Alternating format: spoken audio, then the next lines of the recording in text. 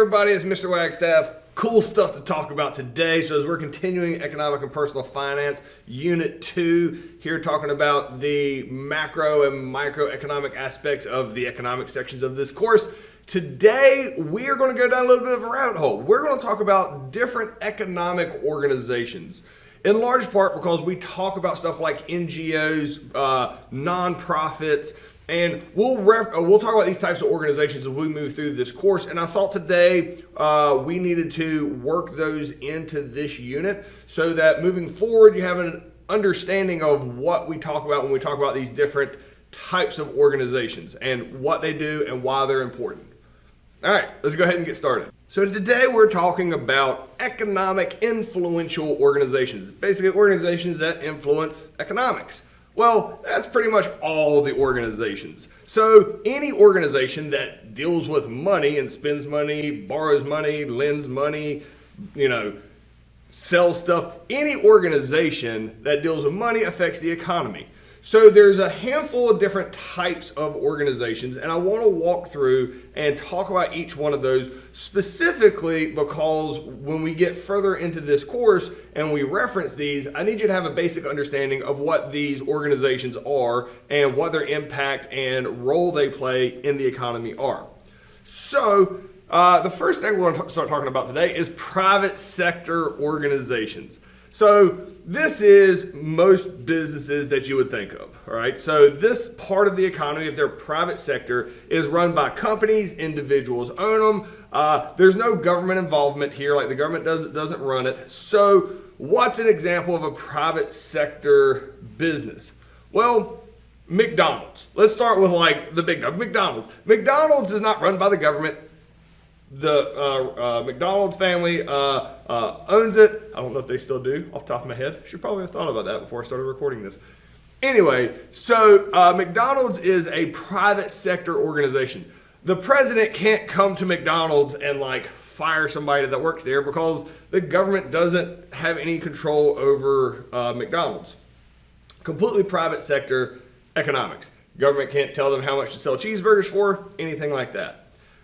I should also point out here that McDonald's isn't just a private sector organization, even though it is. All of these businesses and these real world examples that I'll give you are all going to have like other definitions that we'll talk about today. Like McDonald's, not only is it a private sector, I hope I've been saying private sector, it's private sector. Public would mean government owns it. We'll talk about that in a second. Private sector, McDonald's is private sector. They're also for profit, which, shocker, McDonald's sells cheeseburgers to make money. They make a profit. And they take that money, not only do they pay everybody, but you know what they want to do? Make more money. And they'll have more McDonald's, they'll grow even more, and the goal is to make as much money as possible. That is a for-profit business. You might be like, yeah, but there's not like there's like businesses that are, or organizations that are like non-profit. There actually are. And you're like, what? We're going to get to that in a minute. But, so McDonald's, this is a private organization. It is also a for-profit organization. Other examples of private businesses like Amazon. Super huge, right? And super famous. They are a private business. The government cannot come in and tell Amazon how much they can charge for their prices. When you get into the monopolies and stuff like that, there's always an extreme possibility. But for economics, this is a private sector company, and they are not run by the government at all. You're not voting in the people that control Amazon. Same thing with like Apple and iPhones. That is a private organization. They are in a private industry. Just guy went and created a business, and these are all for-profit private businesses as well, all right? So private sector, all right, are owned by people with no government involvement, and the ones, especially the ones here I've given an example of, these are for profit, meaning their goal is to make money. So this is probably the most simple one. This is private sector, right, not associated with the government, and they're for profit. So the question is, explain what a private sector organization is and what they do. So pretty simple question here. So pause me, answer that completely. We're moving on. So this brings us to public sector organizations. All right. So what's the difference in public and private? Well, they're opposites. While a private sector organization is owned by individuals or shareholders, providing goods and service to individuals, businesses, and other organizations, and they're for profits, public sector, all right, is publicly owned. Now, what does that mean? It means the government owns it, but you just said it's publicly owned. So the government owns it because we pay taxes to the government. The government in America is a representative democracy. Civics reference there. Representative democracy. So since we give the government the tax money and then they purchase things with our tax money and we can regulate that by voting in and out people in a representative democracy, it is publicly owned. And the whole point here of publicly owned things is it's for the benefit of the public, obviously. It is funded with taxes and other government revenue. Here's some examples of public sector organizations. And you're like, oh, what would that be? The military. The military is a public sector organization. You don't own the military. You can't go take an Apache helicopter out for a test fly. All that means is it's paid for by public tax dollars. And then by voting, we can control where the government spends their money by who we vote in or out. And therefore, it is publicly owned. Not one person owns the military. It is, in theory, collectively everybody. But just because it's public doesn't mean that we can go, take a tank out for a joy ride. I guess you ride in a tank. Anyway, so this is on the federal level. Public organizations are on different levels. Again, going back to civics with the state, federal, local. So like on local or state level, police. This is another example. So your town, your city, your county might have local police force paid for with local dollars. You might also have like state troopers, which is paid for by the state. And so police is also another public organization paid for with taxpayer dollars. All right. So these would be nonprofits, but they're not considered a nonprofit. Let me not confuse you too early on and jump into what a nonprofit means. Police is another public organization. Public transportation. Now, I wanted to put public transportation in here because in order to ride these buses, you have to pay for it. So the bus system might be organized by the local city, but they need to make money in order to fund the buses. So it's not necessarily paid for off taxpayer dollars. It might be regulated by the local government, but it still needs to make money in order to operate the buses. So it's not necessarily always based on tax dollars in public organizations. Sometimes they have to make money in order to pay for themselves. But it is still a public organization because the local government controls the routes and what these buses do and how to spend that money they make off of these buses. Another one really is public education. It's how I get paid. The state of North Carolina pays me to teach you. That is public education. I am paid for with taxpayer money. And when people are like, oh, Mr. Wagstaff, you got to do what we tell you to do because I pay your salary. I also pay taxes, so I actually pay my own salary. So it's a moot point. It's not a thing. So public education, this is a public organization because it is funded with taxpayer money and it is for a greater good of for everybody. There are gray areas here, like hospitals, kind of like universities. There are private universities and there are public universities. Public universities seem like they are cheaper to go to. I put cheaper because there's really no cheap universities. But that's because the government pays part of your tuition if you go in-state to a public university. Hospitals can work the same way. There are public hospitals that are funded in part by the government, and there are private hospitals that are not. And prices can vary wildly from hospital to hospital for the same procedures. But hospitals, as we get into the gray area, get into university systems, how public and private, and they do mesh together sometimes. So public and private situations can absolutely occur. So the question here is, give an example of a government sector organization, all right? So public sector, I should make sure I say this, public sector organizations are also sometimes called government sector organizations because public means government run. So give an example of a government sector organization and explain why government organizations do what they do. Like, what does, those buses, what does the military, how is that different than McDonald's? So pause me, answer that completely. We're moving on. All right, financial institutions. What is this? Big part of the economy. So these aren't, most of these financial institutions would probably fall under the private sector, all right? But most things have multiple definitions. Just like McDonald's is a private sector business, it is also a for-profit business. Financial institutions also would be private sector, and most of these are for-profit. So a financial institution is a company engaged in the business of dealing with financial and monetary transactions such as deposit, loans, investments, and currency exchange. So when you say financial institution, that is an organization.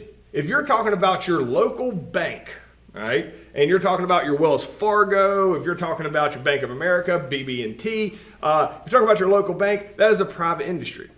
If you're talking about the Federal Reserve, the central bank, that would be a government organization or a public organization. So in the financial organizations, that can be private or public. So that's why most of the stuff that we're going to talk about today has multiple definitions to it with these organizations. So you pick an organization and you start identifying what they are based on the stuff that we're talking about today.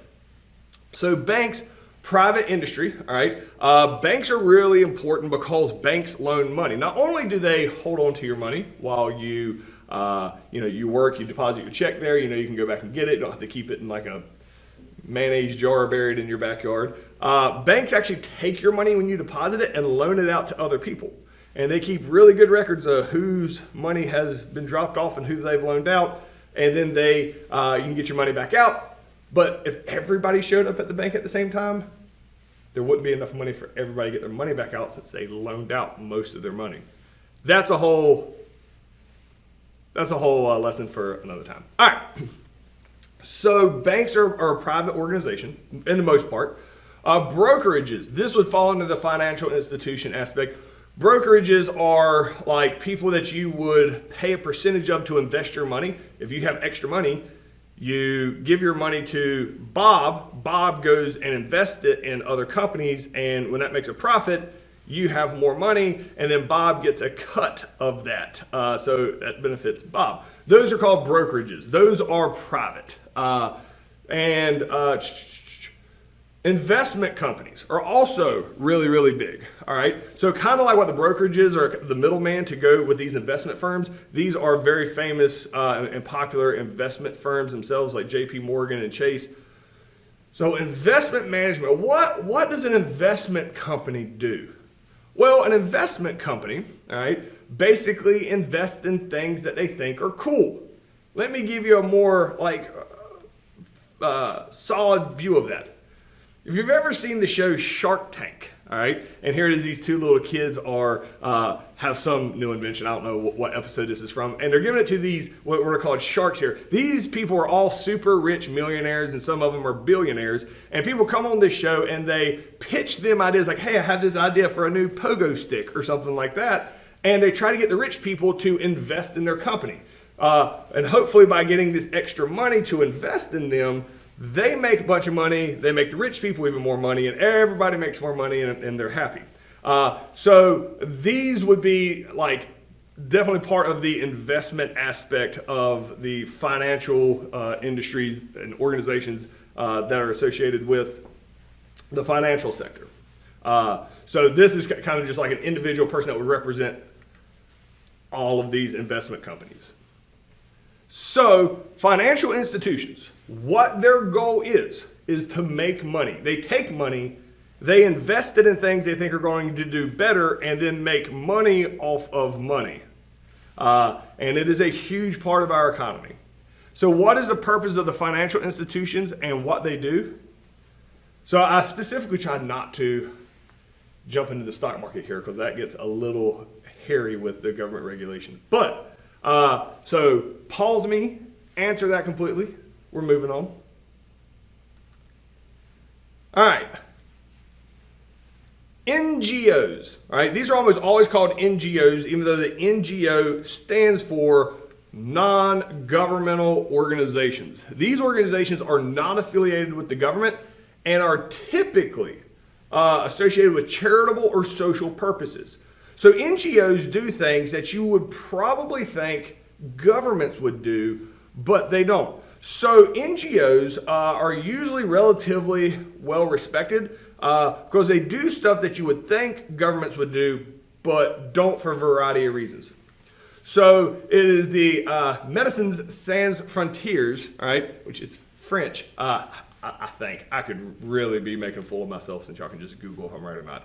Anyway, that is in English translates to Doctors Without Borders. Super, super famous. So this company is a non-governmental organization, all right? People will donate money to Doctors Without Borders, and then Doctors Without Borders will hire doctors, and usually these doctors are doing this for almost like no charge. And what they do is doctors will travel around the world to different countries that have very, very poor healthcare, and they will get kids checkups, decide their kids need vaccinations for like smallpox and stuff like that. Measles and chickenpox and all the vaccinations that we take for granted here. A lot of really poor areas don't have access to that. Now, since it would be hard for America just to show up in other countries and start like injecting them with stuff, there's questionable, legality and, what's your purpose of this. So when you have a non-governmental organization, Doctors Without Borders, they're not connected to any individual country. They're literally showing up as doctors, no ulterior motive, to try to help out. So Doctors Without Borders is usually allowed into a lot of hostile areas that otherwise they would never allow like an individual government-run program to show up. So Doctors Without Borders is a very famous NGO, a non-governmental organization that does stuff like social stuff that is in no way associated with the government. Another example of that is United Way. United Way is probably, at least in my mind, maybe where I grew up at, probably the most famous charity. So a charity, all right, where people donate money, they raise money in order to give it to people that are in need. This is a non-governmental organization as well. Most charities, if not all charities, are non-governmental organizations because otherwise it would just be tax money. But the United Way is a very large and very robust non-governmental organization. So people donate money to them, and then the United Way tries to find areas in specific communities, usually where people have donated the money at, to try to put it back into the community and helping out in social aspects. So non-governmental organizations very much are charities. Let me rephrase that. Charities are NGOs almost all the time. They're non-governmental organizations, and they are there to provide usually social benefits, doing things that you would assume a government would do, but they're more pinpoint on it. They can kind of get in areas that governments can't because there's not all this red tape usually associated with the stuff that charities do and stuff like Doctors Without Borders do. So the question here is, explain what an NGO is and what they do, not why they do, oops, and what they do. Give an example of an NGO, and you can use either ones that we just talked about. So pause me, answer that completely, and we're moving on. All right, let's talk about some nonprofits. Let me be very clear here. Nonprofit, wait, are you telling me, Mr. Wagstaff, that there's organizations out here that just don't make any money and that's their like business model? That seems stupid. That's not correct. So nonprofit, all right, means that they only bring in as much money as they need to run their organization. They are not trying to expand. They come in and they usually have a mission and they use all the resources to achieve their mission. Let me be very clear. If you work for a nonprofit organization, you get paid.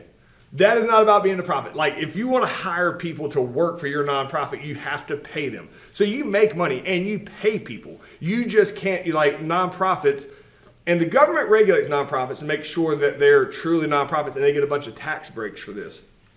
But nonprofits doesn't mean they don't pay the people that work there. And sometimes you make decent money there. You're probably not going to be a billionaire, but you work for a nonprofit, you can make good money. So here's some nonprofits that you may have heard of before. The ACLU, the American Civil Liberties Union. The ACLU is a network kind of lawyers, and if they feel like the government is overstepping their bounds and violating civil rights laws, you see a lot of this when there's a big issue of somebody's civil rights being violated. You see something in the news where there's a police shooting, and was it racially motivated? The ACLU will come in and basically investigate that and see, has somebody's civil rights been violated by government actions. So the American Civil Liberties Union usually comes out to battle against the government. They usually come out and represent really poor parts of the country that would never be able to afford expensive lawyers on their own, and they get marginalized because of that. So the ACLU shows up in order to try to keep people's civil rights from being violated. They are a nonprofit. People donate to them. They pay their lawyers. These lawyers travel around and they support the mission of ACLU of trying to make sure people's civil rights aren't violated. But they're not making like billions of dollars or anything like that. All the money that the ACLU hires goes directly to hiring lawyers and fulfilling their mission, and not trying to grow their empire or anything else like that. Another nonprofit is a company called AARP, ARP. The American Association of Retired People. So the AARP, and this is their magazine, and the way the AARP makes money, even though they're a nonprofit, is you have to become a member of the AARP, all right? And you pay to become a member. Now, if you're paying to become a member, they're clearly making a profit, right? The AARP takes all the money from their members and turns around and they create all these discounts for their members. And by doing so, if you're a member of the AARP, and I think you have to be over 55, I think, that if you're a member of the AARP, you can get all types of really good deals. And so the AARP doesn't actually make a profit themselves. All the people that work for the AARP, they make a salary, that they work, but they're not making above and beyond what is needed every year for the AARP. Another one, the WWF, the professional wrestling organization, WWII, was originally called the WWF, the World Wrestling Federation. The WWF, the World Wildlife Fund, all right, that group was actually predates professional wrestling and actually sued what is now called WWE and forced WWE to change their name from WWF to WWE. So the World Wildlife Fund is a very powerful nonprofit, and they've been around for a while. They pretty much exactly what it sounds like. They raise money to help habitats of endangered animals and do a lot of conservation stuff with the WWF, the World Wildlife Fund. All right. So those are some examples of nonprofits. So give an example of a nonprofit organization and explain how they operate, all right, and why, and what their goal is, why they operate. So answer that completely, and that's what I got for you guys today. See y'all next unit.